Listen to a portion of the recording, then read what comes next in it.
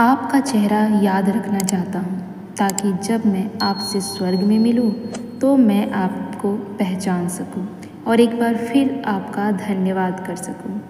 यह वाक्य किसने कहा था और किसके लिए कहा था, आज हम इसी के बारे में जानेंगे। जय गुरुदेव, जय माँ गायत्री, सभी को मेरा प्रणाम।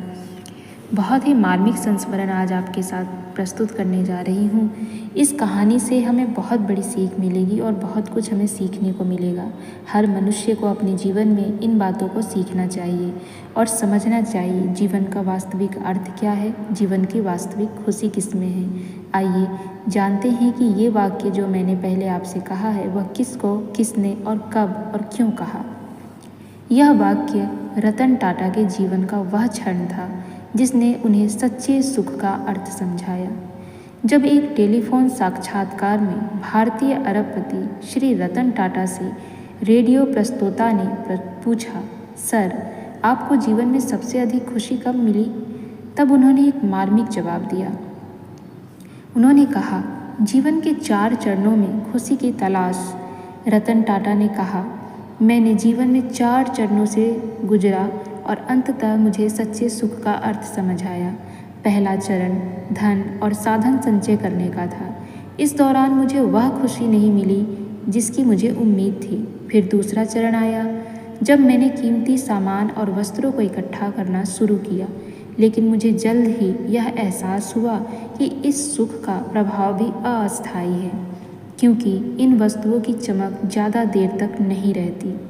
तीसरा चरण तब आया जब मैंने बड़े बड़े प्रोजेक्ट हासिल किए।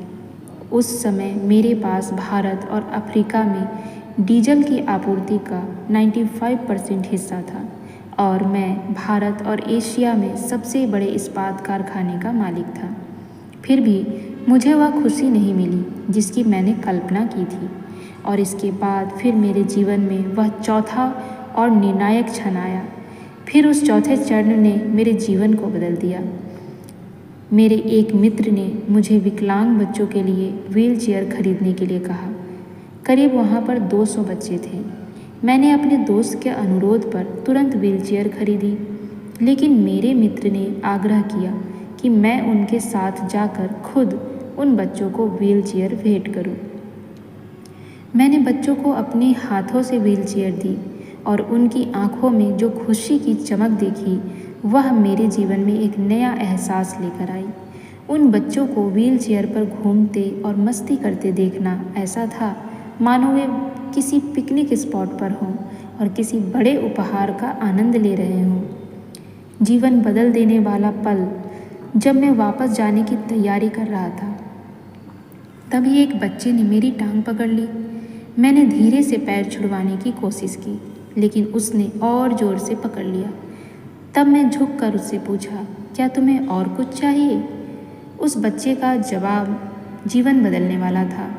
उसने कहा, नहीं, बस मैं आपका चेहरा याद रखना चाहता हूँ ताकि जब मैं आपसे स्वर्ग में मिलूँ तो मैं आपको पहचान सकूँ और एक बार फिर आपका धन्यवाद कर सकूँ।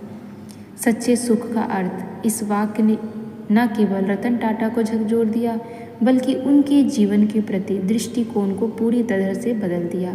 यह अनुभव उन्हें समझा गया कि सच्ची खुशी दूसरों की सेवा में है, न कि भौतिक संपत्तियों में। अगर हम जीवन में ये सोचकर काम करें कि जब हम इस संसार को छोड़ेंगे तो हमें किस लिए याद किया जाएगा, क्या हमारा जीवन किसी के लिए इतना महत्वपूर्ण होगा कि वह हमें फिर से देखना चाहे, तो हम सभी के जीवन जीने का तरीका बदल जाएगा। ज़रूरी नहीं कि हम सभी रतन टाटा बन जाएं, लेकिन जब इस दुनिया को टाटा करेंगे तो आपके आसपास की दुनिया को लगेगा कि एक रत्न चला गया। टाटा भारत के रत्न फिर देश को बेहतर बनाने के लिए आना। तो ये कहानी हमें क्या सिखाता है? ये कहानी हमें बहुत बड़ी सीख देकर जाता है कि जब हम दूसरों के लिए कुछ करते हैं तो हमारा जीवन भी अमर हो जाता है, हम भी अमर हो जाते हैं। पूरे जीवन आप जितनी भी भौतिक संपत्तियों को कमाने में लग जाइए, उन्हें समेटने में लग जाइए, उन्हें बनाने में लग जाइए, लेकिन वह सब आपका साथ छोड़ देगा। लेकिन जब आप किसी को खुशी देते हैं, किसी के चेहरे पर आपकी वजह से खुशी आती है, जब आप दूसरों की सेवा करते हैं तब आपका जीवन वास्तव में बदल जाता है। आपके जीवन के साथ साथ आपके इस जीवन के जाने के बाद तक वह दृष्टिकोण लोगों के मन में सदैव बना रहता है और आप सदैव लोगों के दिलों में रहते हैं और लोग आपको सदा सदा के लिए याद रखते हैं। तो अपना जीवन व्यर्थ मत गवाइए। पूज्य गुरुदेव ने भी हमें यही समझाया है, सेवा कीजिए। पूज्य गुरुदेव ने क्या कहा, बोओ और काटो, भगवान के खेत में बो। जो कुछ भी आपके पास है उसको भगवान के खेत में बो दीजिए। ये पूरा संसार क्या है, भगवान का खेत है और हमारे पास जो कुछ भी संपदाएं हैं, जो कुछ भी है, हम उन सब को भगवान के खेत में बो देंगे तो हम अमर हो जाएंगे। पूज्य गुरुदेव ने अपने पूरे जीवन काल में यही किया। उन्होंने अपना पूरा जीवन, अपने पूरे जीवन की संपदा सब कुछ भगवान के खेत में बो दिया और उसके बदले में उन्हें क्या मिला, इतना कुछ मिला जिसकी कोई कल्पना नहीं कर सकता। और साथ ही साथ अजर अमर पूज्य गुरुदेव बन गए और सदैव सदैव के लिए युगों युगों तक उन्हें लोग याद करते रहेंगे। तो ये फ़र्क होता है अपने खेत में बोने से और भगवान के खेत में बोने से। जब हम केवल अपने सुख के लिए ही अपना जीवन लगा देते हैं, अपनी संपत्तियों को कमाने के लिए, अपने सुख के लिए और केवल अपने लिए जब हम करते हैं तो वह हमारे किसी काम का नहीं रह जाता। जब तक जीवन है बस कुछ पल के लिए हम उसका उपयोग करते हैं, लेकिन जब हम वही सब कुछ दूसरों के लिए करते हैं तो फिर हमारा जीवन पूरी तरह से बदल जाता है, हम पूरी तरह से बदल जाते हैं, हमारी आत्मा को तृप्ति होती है और हमारी आत्मा बदल जाती है।